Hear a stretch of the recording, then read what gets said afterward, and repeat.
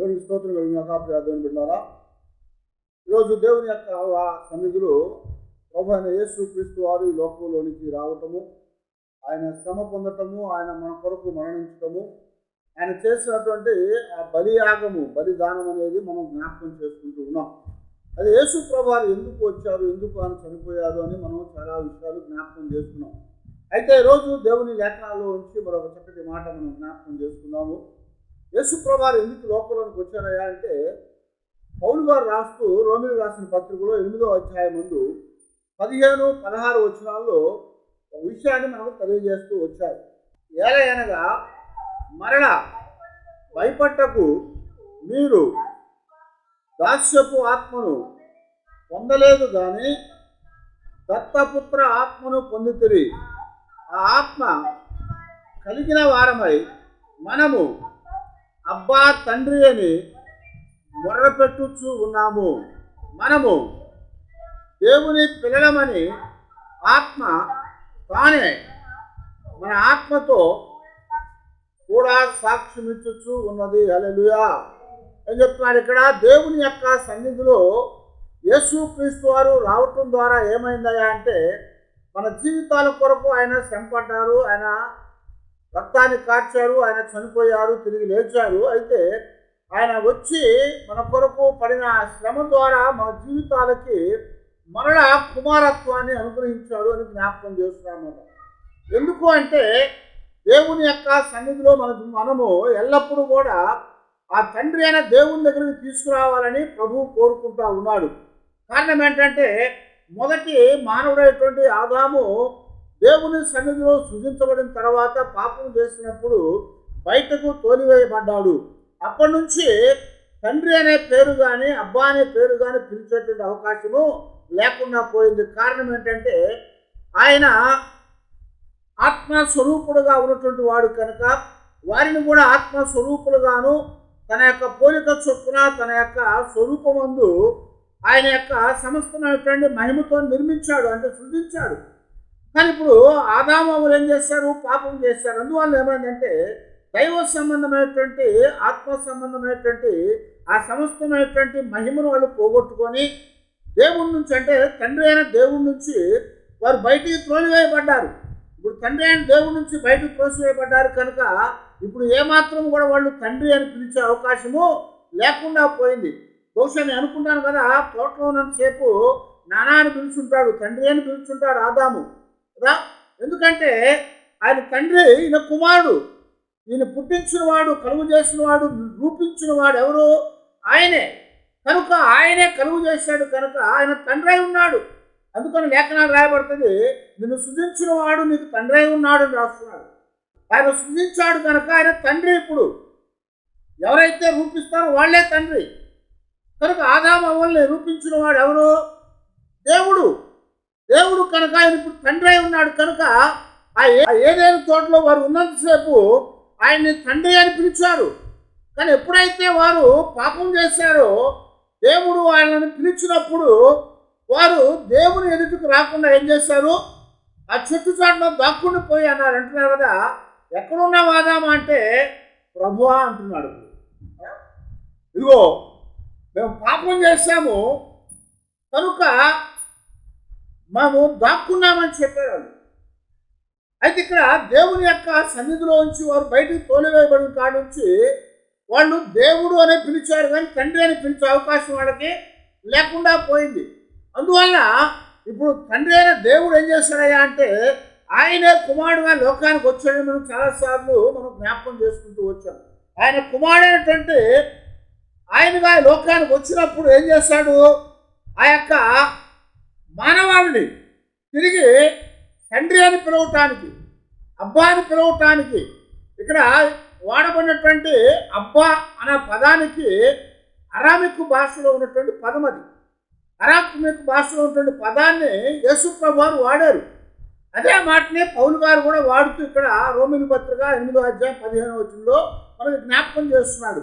అయితే ఆయన మనతో మాట చెప్పినట్లుగా ఇప్పుడు ఆదాము అవ్వల్ని బయటకు తోలివేశాడు కనుక వారు తండ్రి అని పిలిచే అవకాశం లేకపోవటం ద్వారా ఆయనే కుమారుడుగా లోకానికి వచ్చి ఇప్పుడు మానవాళ్ళందరినీ కూడా ఆ తండ్రి అయిన దేవుని దగ్గర తీసుకెళ్ళి ఆయనను తండ్రి అబ్బా అని పిలవగలిగేటువంటి ఒక మంచి అవకాశాన్ని ఇవ్వటానికి ఆయన లోకానికి వచ్చి మన కొరకు శ్రమ పొందాడు అని జ్ఞాపకం చేస్తున్నాడు. ఎందుకంటే యేసుప్రభు వారు చెప్పినటువంటి ఆ ఉపమానంలో మరి లూకాసు వార్తలో మరి ప్రభువు చెప్పాడు 15వ అధ్యాయంలో 18వ వచనంలో అక్కడ తప్పిపోయిన కుమారుని గురించినటువంటి ఉపమానాన్ని ప్రభువారు జ్ఞాపకం చేశారు. ఆ తప్పిపోయినటువంటి కుమారుని యొక్క విషయంలో మనం చూసినప్పుడు వాడు ఏం చేశాడంట, ఆ తండ్రి దగ్గర నుంచి సమస్తాన్ని కూడా పోగు చేసుకొని వాడి వాటా తీసుకొని వాడు వెళ్ళిపోయాడు. వెళ్ళిపోయిన తర్వాత ఏమైంది, వాడు దుర్వ్యాపారం చేసుకున్నాడు, వాడు స్నేహితులతో అంతా కూడా పాడు చేసుకున్నాడు.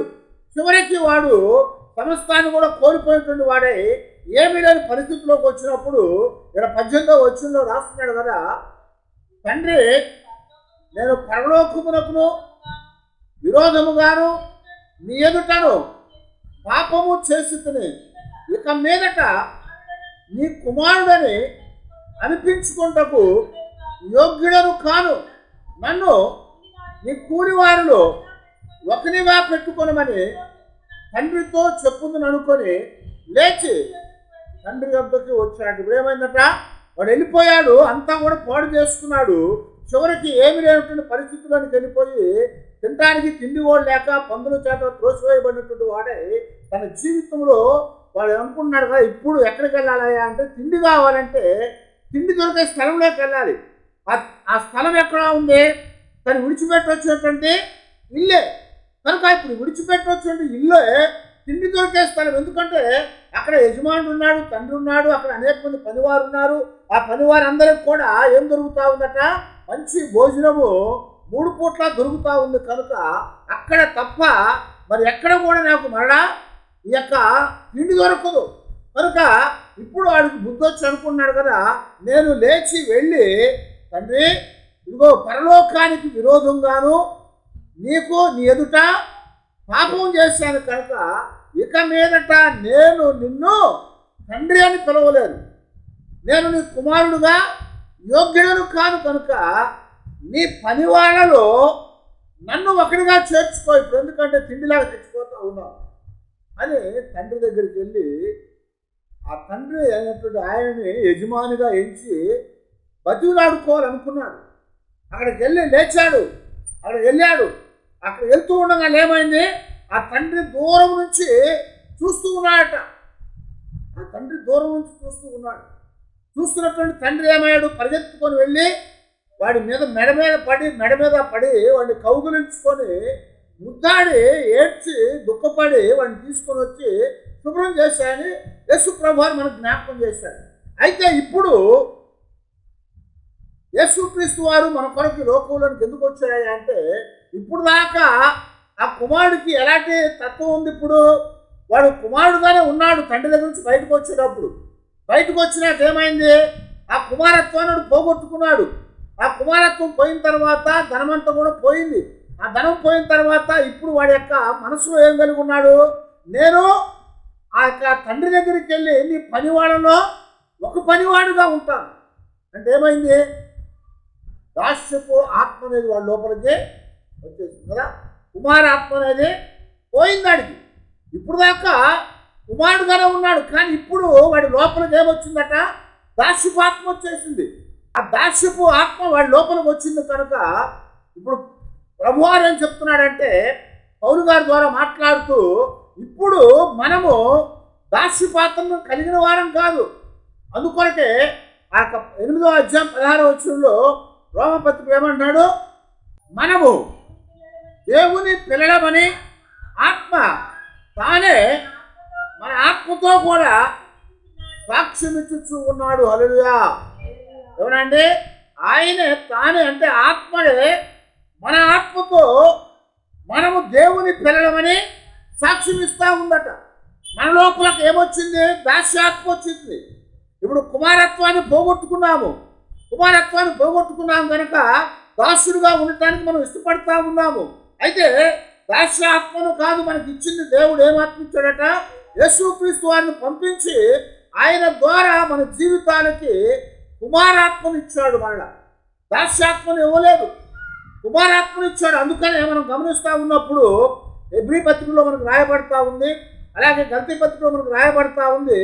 ఇప్పుడట ఆయన మన జీవితాల్లో ఏమిచ్చాడయ్యా అంటే మనకు దత్తపుత్రులుగా చేసి ఉన్నాడు అని జ్ఞాపకం చేస్తున్నాడు. ఏమన్నాడు? దత్తపుత్రాత్మను మనకి అనుగ్రహించాడు. దత్తపుత్రాత్మ అంటే ఏంటి?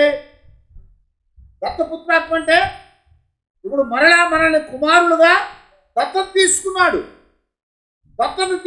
ఇప్పుడు మనకి దత్తతాత్మని ఇచ్చాడు. మనం కుమారత్వాన్ని పోగొట్టుకున్నాం కనుక ఇప్పుడు ఆయన మనకి దత్తపుత్రాత్మను మనకి అనుగ్రహించాడు అని జ్ఞాపకం చేస్తున్నాడు. ఆ దత్తపుత్రాత్మను మనకి ఇవ్వటం ద్వారా ఇప్పుడు మరలా మనము అబ్బా తండ్రి అని పిలవడానికి అవకాశం కలిగిస్తున్నాడు అన్నమాట.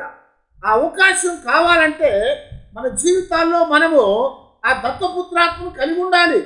అందుకొరకే పౌలు గారే మాట్లాడుతూ ఆ 2వ తిమోతి పత్రికలో 1వ అధ్యాయం 7వ వచనం అంటాడు కదా, దేవుడు మనకి పిరికి ఆత్మను ఇవ్వలేదు అని చెప్తున్నాడు. దేవుడు మనకు శక్తియు ప్రేమయు ఇంద్రియ నిగ్రహము గల ఆత్మనే ఇచ్చను, కానీ పిరికితనము గల ఆత్మను ఇయ్యలేదు. కనుక ఇక్కడ ఏమన్నా అంటే దేవుడు మనకేమిచ్చాడట? పిరికాత్మను ఇవ్వలేదు. దేవుడు మనకి ఇంద్రియ నిగ్రహాన్ని ఇచ్చాడు, ప్రేమనిచ్చాడు, దత్తపుత్ర ఆత్మనిచ్చాడు. ఆ ఆత్మ మనల్ని ఇప్పుడు ఏం చేస్తున్నాయా అంటే మరలా తండ్రి దగ్గరికి వెళ్ళటానికి మనం నడిపించేదిగా ఉంది. అందుకనే ఇదే రోమీ పత్రిక 8వ అధ్యాయం 14వ వచనం ఏమన్నాడు? ఎందరైతే దేవుని ఆత్మచేత నడిపించబడతారో వారందరూ కూడా దేవుని కుమారులై ఉందరు అని చెప్తున్నాడు. ఇప్పుడు ఆ దత్తపుత్ర ఆత్మ అనేది దేవుడు ఇచ్చాడు కనుక ఆ ఆత్మ మనల్ని ఇప్పుడు ఏం చేస్తుందట? దాస్యపు ఆత్మను తీసివేసి దేవుని యొక్క దగ్గరికి మనలను తీసుకొని వెళ్ళి దత్తపుత్రులుగా చేస్తుంది అని జ్ఞాపకం చేస్తున్నాడు. దత్తపుత్రులుగా చేస్తుంది.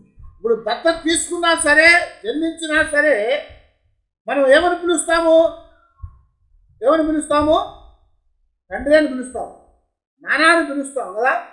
కనుక కన్నవాళ్ళ కన్నా సరే, పెంచుకున్నా సరే ఆ ఇంట్లో ఉన్న ఆ యజమానురాలను ఏమని పిలుస్తారు? నాన్నని పిలుస్తారు, అమ్మాని పిలుస్తారు కదా. ఎందుకని? వాళ్ళు కనకపోయినా సరే పెంచుకున్నారు కనుక వాళ్ళకి కుమారత్వం అనేది ఇవ్వబడతా ఉంది. అది దత్తపుత్ర ఆత్మ అంటున్నాడు ఇక్కడ.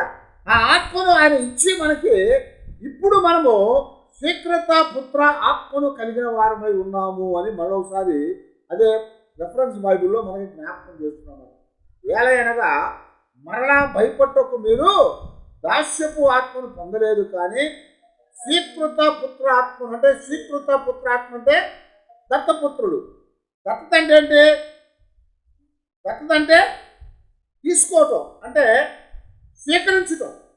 అందుకని ఇక్కడ రిఫరెన్స్ బైబిల్ రాస్తున్నాడు కదా, స్వీకృత పుత్రాత్మను మనకి ఇచ్చాడు కనుక స్వీకృత పుత్రాత్మను పొందితేనే అని చెప్తున్నాడు. కుమారులుగా స్వీకరించాడు స్వీకృత పుత్రాత్మ అంటే. దత్తాత్మ అంటే దత్త చేసుకున్నాం అంటారు, కానీ దానికి అర్థమైనటువంటి వాస్తవానికి కుమారులుగా పుత్రులుగా దేవుడు స్వీకరించాడు. తప్పిపోయాం, పాపం చేశాం, దూరంగా వెళ్ళిపోయాం, పాడైపోయాము, సమస్తాన్ని పోగొట్టుకున్నాము, దేవుడిచ్చిన మహిమను పొందలేకపోయాము, దేవుడిచ్చిన పరిశుద్ధతను, దేవుడిచ్చినటువంటి ఆశీర్వాదాన్ని, దేవుడిచ్చినటువంటి ఆ యొక్క నిష్కలంకతని, దేవుడిచ్చినటువంటి సమస్తమైనటువంటి నీతిని మనం పోగొట్టుకున్నాం కనుక ఇప్పుడు మరలా ఏమంటున్నా అంటే ఆయన స్వీకృత పుత్రులుగా మనల్ని చేసుకున్నాడు. ఆయన మనల్ని పుత్రులుగా స్వీకరించి ఆ ఆత్మను మనకి ఇచ్చి దాస్యపు ఆత్మను తీసివేశాడు. ఆత్మను తీసివేసి ఇప్పుడు మన జీవితాల్లో మనము దేవుని దగ్గరకు వచ్చి ఏం చెప్తున్నా అంటే ఆయన అబ్బా తండ్రి అని పిలిచే అవకాశాన్ని మనకి ఇచ్చాడు అని జ్ఞాపకం చేస్తున్నాడు. అబ్బా తండ్రి అని పిలవటానికి అవకాశం ఇచ్చాడు. అందుకనే గలతీ పత్రికలో ఈ మాట మనకు సెలవిస్తా 4వ అధ్యాయం 6వ వచనంలో, మరియు మీరు కుమారులై ఉన్నందున నాయన తండ్రి అని మొర్రపెట్టు. తన కుమారుని ఆత్మను దేవుడు మన హృదయములలో పంపెను. హల్లెలూయా. ఏం చెప్పండి? నాయన, తండ్రి అని మనం మొర్రపెట్టడానికి దేవుడు తన కుమారుని యొక్క ఆత్మను మన హృదయములోనికి పంపాడు. గమనించారు?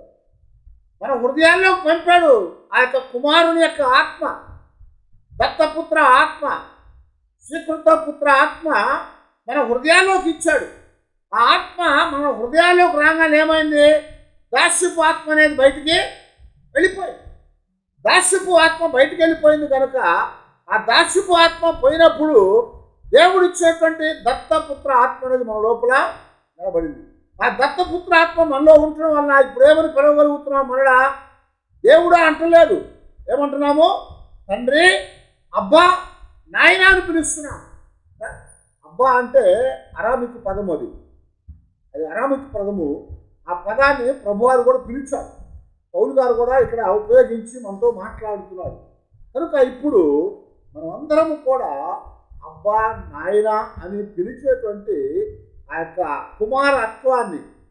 కుమారతత్వాన్ని దేవుడిచ్చేటువంటి దత్తపుత్ర స్వీకృత పుత్ర ఆత్మను మనకు అనుగ్రహించి మన హృదయాల్లో ఉంచాడు. కనుక ఆ ఆత్మ మనలోనికి రావాలంటే ఏం కావాలంట? యేసుప్రభువు భూమి మీదకి రావాలి. ఆయన మన కొరకు శ్రమపడాలి. ఆయన మన కొరకు మరి రక్తాన్ని కార్చాలి. ఆయన చనిపోవాలి, తిరిగి లెగవాలి. ఆయన కార్చిన రక్తం ద్వారా మనం కడగబడాలి కదా. ఆ తప్పిపోయిన కుమారుడు ఇంటికి వచ్చినప్పుడు ఏం చేస్తాడు తండ్రి? వాడికి ముందుగా క్షౌరం చేయించే, శుభ్రంగా స్నానం చేయించేసి ఆ పాత మురికి కంపు కొట్టే వస్త్రాలను తీసి పడవేసి ఏం చేశాడు? ఇప్పుడు మంచి కొత్త వస్త్రాలు తొడిగించి, వాడికి చెప్పులు తొడిగించి, ఉంగరాన్ని తొడిగి, ఇప్పుడు అంటాడు కదా, వీడు నా కుమారుడు. ఆ కుమారుడు అని చెప్తూ ఆ పనివాడితో ఏం చెప్పాడు? ఇదిగో నా కుమారుడు చనిపోయాడు, తిరిగి బ్రతికాడు. నా కుమారుడు తప్పిపోయాడు, తిరిగి దొరికాడని చెప్పాడు.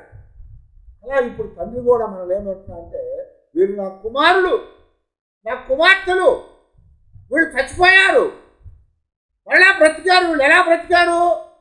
నా సొంత కుమారుడైనటువంటి యేసు క్రీస్తు వారిని భూలోకానికి పంపి ఆయన ప్రాణాన్ని వీళ్ళకిచ్చి వీళ్ళ మరణాన్ని ఆయన తీసుకున్నాడు. కనుక ఆయన ప్రాణం మన కొరకు పెట్టాడు. కనుక మన మరణం అనేది తీసివేయబడింది. మన మరణం అనేది తీసివేశాడంటే ఆయన ప్రాణం మనకి ఇవ్వటం ద్వారా మన మరణాన్ని ఆయన తీసుకున్నాడు. కాబట్టి ఆయన చనిపోయాడు. ఆయన వచ్చి చనిపోకపోతే మనకు ప్రాణం దొరికేది కాదు, మనకు ప్రాణం ఇవ్వబడేది కాదు. ఆయన వచ్చి చనిపోవటం ద్వారా ఆయన ప్రాణాన్ని మన కొరకు పెట్టి, అందుకని ఏమన్నాడు యోహాను సువార్త 10వ అధ్యాయంలో, నా గొర్రెల కొరకు నేను ప్రాణం పెట్టాను. నా గొర్రెల కొరకు నేను ప్రాణం పెట్టాను.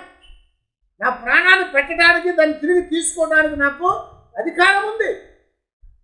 కనుక ఆయన ఈ లోకానికి వచ్చి మన కొరకు చనిపోవటానికి ఆయన ప్రాణాన్ని మనకిచ్చి మన మరణాన్ని ఆయన తీసుకున్నాడు.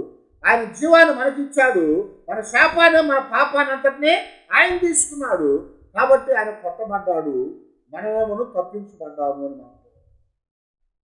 ఇప్పుడు తప్పించబడ్డాము కనుక ఆయన స్వీకృత పుత్ర ఆత్మను ఆయన కుమారుడు ద్వారా మన హృదయాల్లో దేవుడు ఉంచాడు. కనుక ఇప్పుడు తండ్రి, అబ్బా అని మనం పిలవగలుగుతున్నాము. తండ్రి, నాయన అని మనం పిలవటానికి దేవుడు ఒక అవకాశాన్ని మనకి ఇచ్చినట్లుగా దేవుని యొక్క లేఖనాల్లో మనకి కూడా ఆయన జ్ఞాపకం చేస్తున్నాం.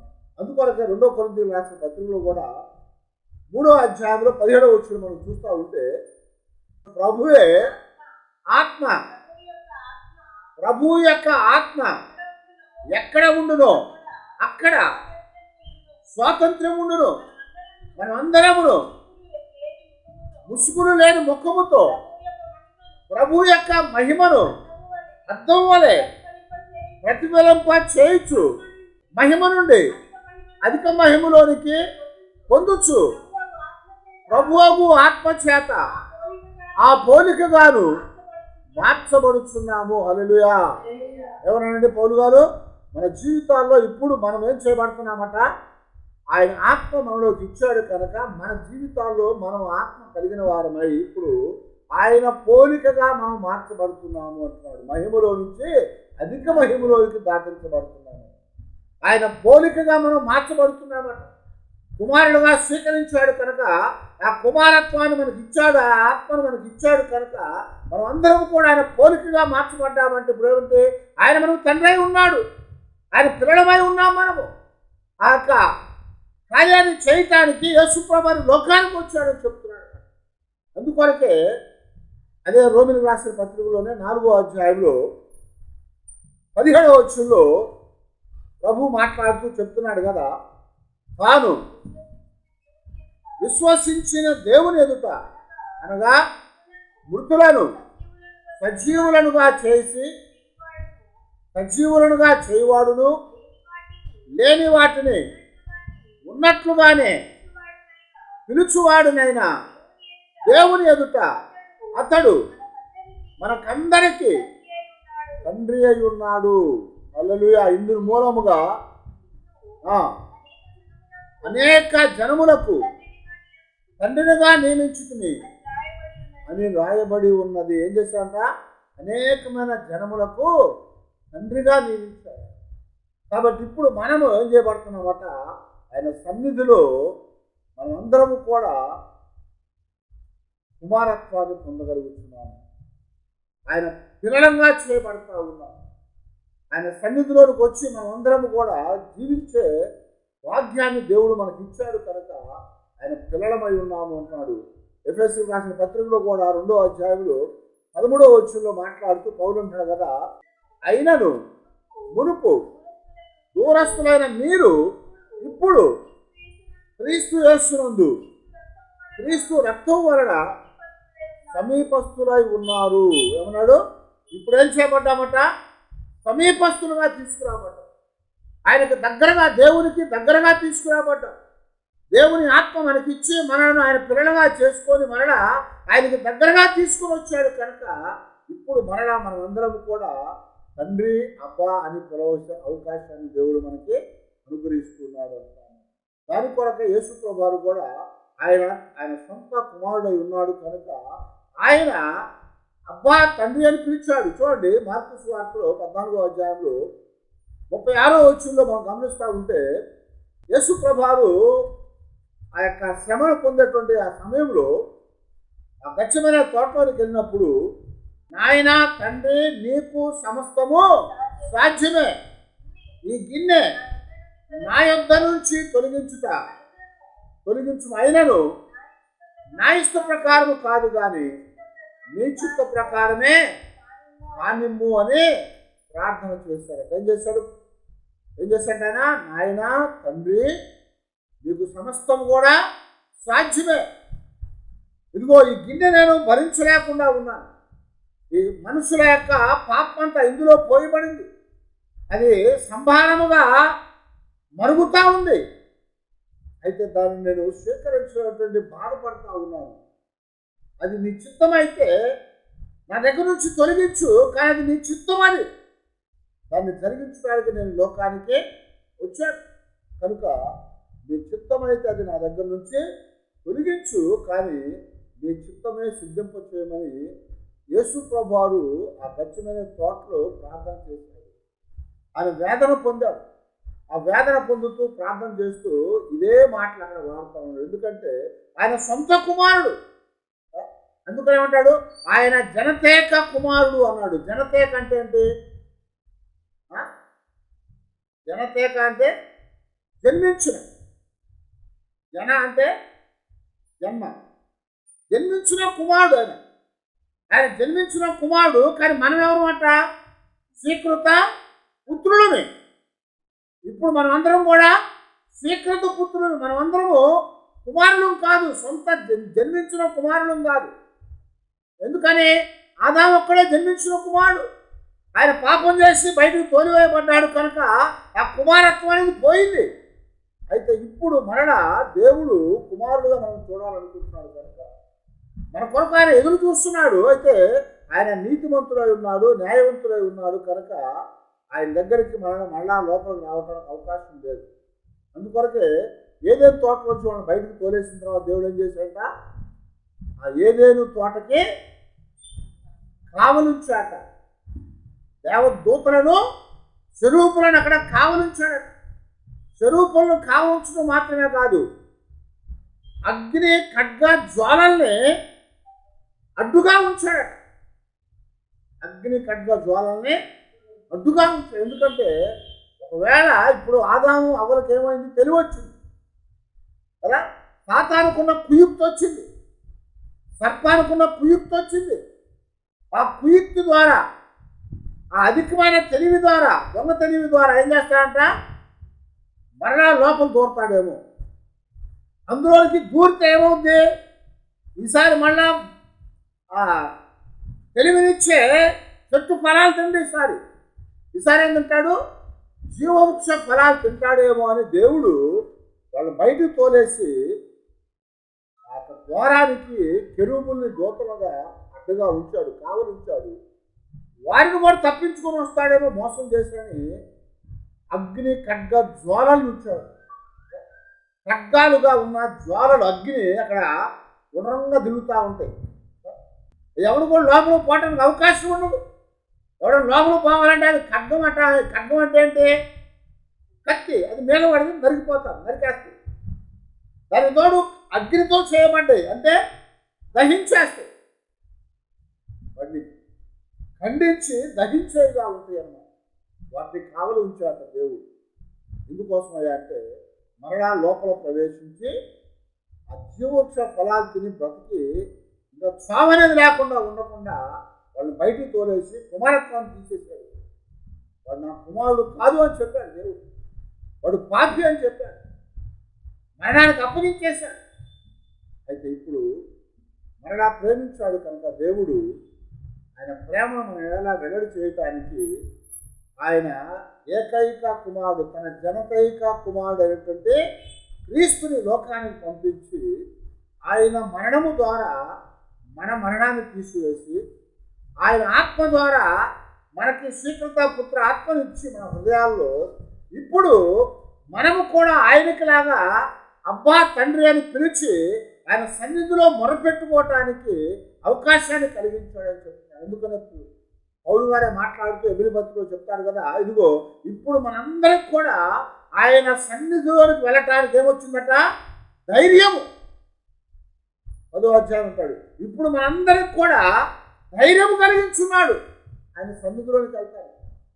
ఎప్పుడు ధైర్యం వచ్చింది, మరలా కుమారుడుగా చేసుకున్నప్పుడు ధైర్యం వచ్చింది. దత్తపుత్రుడుగా స్వీకరించినప్పుడే ధైర్యం వచ్చింది. అప్పటిదాకా ధైర్యం లేదు, తండ్రి ఎదుట పడే అవకాశము లేదు.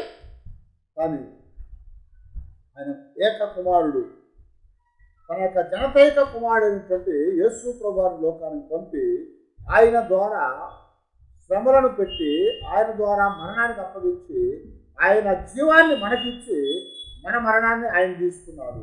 మన పాప శాపాలను ఆయన తీసుకొని, మన రోగాన్ని ఆయన తీసుకొని, మన వ్యసనాల కొరకు ఆయన భరించిన వాడే, మన పాపముల కొరకు నలగొట్టినట్టు వాడే, మన యొక్క శిక్ష యావత్తును ఆయన మీద మోపి ఆయనను సిలువలో బలిగా అర్పించాడు. కనుక ఆయన కార్చిన రక్తం ద్వారా మన పాపాలు కడిగాడు.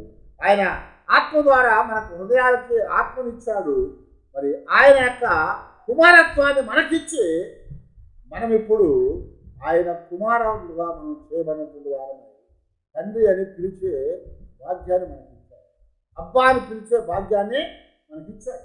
చాలాసార్లు గమనిస్తూ ఉంటాం, ఏదైనా తండ్రి మాట వినకుండా బయటకు వెళ్ళిపోయిన తర్వాత కొడుకు కానీ కూతురు కానీ ఉంటుంటే ఇక మీద ఆడు నాకు చచ్చిపోయాడంట కదా, వాడు నా దృష్టిలో చచ్చిపోయాడు, ఇంకా వాడు నా కొడుకే కాదు నా కూతురే కాదు అంటారు. చాలాసార్లు మనం చూస్తూ ఉంటాం.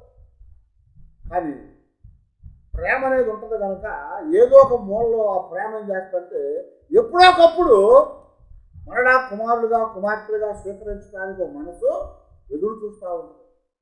అలాగే తండ్రి అయిన దేవుడు కూడా పాపం చేసిన ఆదాముని తోలివేశాడు, కుమారత్వాన్ని తీసివేశాడు.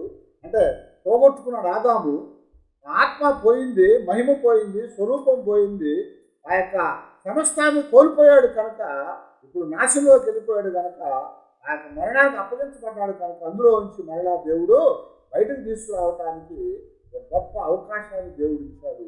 ఎలాగయ్యా అంటే ఆయన సొంత కుమారుడుగా లోకానికి వచ్చి ఆయన చనిపోయి ఆయన ద్వారా మనకు జీవాన్ని ఇచ్చి మరణను బ్రతికించి మన యొక్క శాపాన్ని తీసివేసి ఇప్పుడు దాసులుగా ఉండేటువంటి ఆత్మ మనలో ఉంది కనుక ఇక మీదట నేను నీ కుమారుని కాదు కానీ నీ దాసుల్లో ఒకడుగా నన్ను చేర్చుకోమని అడిగాడు.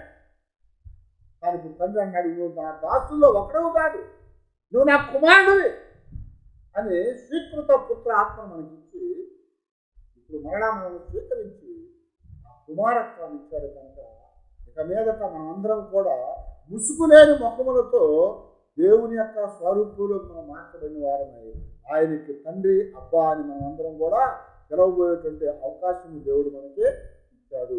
అందుకే ప్రభువైన యేసుక్రీస్తు ఈ లోకానికి వచ్చి ఆయన మన కొరకు శ్రమ పొందాడు, మన కొరకు మరణించాడు, మన కొరకు తిరిగి లేచాడు. కనుక ఆ ప్రభువు రాకపోతే, ఆయన శ్రమ పొందకపోతే, ఆయన రక్తాన్ని కార్చి మనం శుద్ధి చేయకపోతే, ఆయన ఆత్మను మన హృదయాల్లో ఉంచకపోతే, ఆయన మన కొరకు తిరిగి లెగవకపోతే మనం ఎప్పటికి కూడా తండ్రి అయిన దేవుని దగ్గరికి చేర్చబడేవారం కాదు.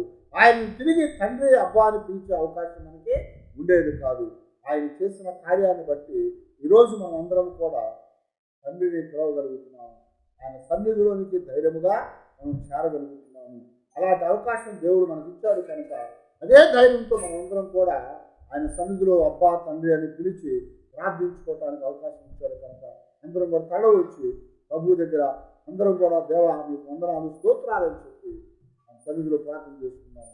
అలాంటి కృపా దేవుడు మనకు అనుగ్రహించినందుకు దేవుడిని మహిమపరుస్తూ దేవుని సన్నిధిలో సంతోషంతో ముందుకు సాగుదాం. అందరూ ప్రార్థన చేసుకున్నాం. తల వచ్చి